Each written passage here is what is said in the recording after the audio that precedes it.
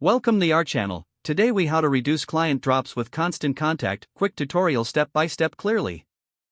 To reduce client drops with Constant Contact, start by logging into your Constant Contact account. Once you're in, navigate to the dashboard. Look for the Campaigns tab in the top menu and click on it. Select Email from the drop-down options.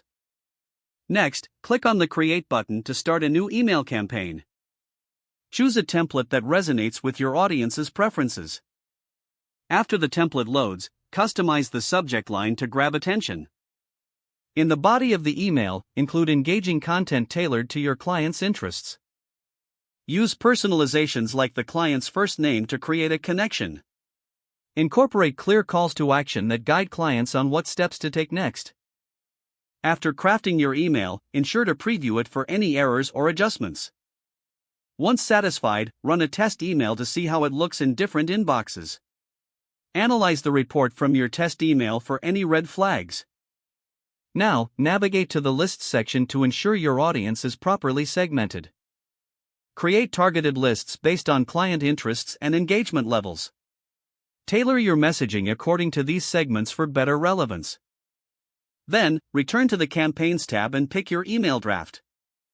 Schedule your email for an optimal time based on your audience's activity data. After sending, monitor the email metrics closely in the Reports section. Look for key indicators like open rates and click-through rates.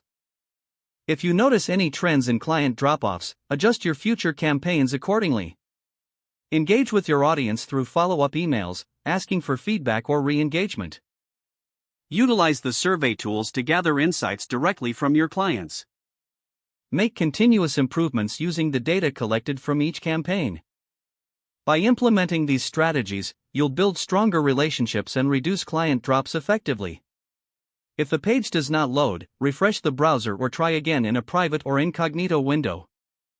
Make sure you are using the correct email address, then retype it carefully to avoid small typos. If your password is not accepted, use the reset option and create a new strong password you can remember.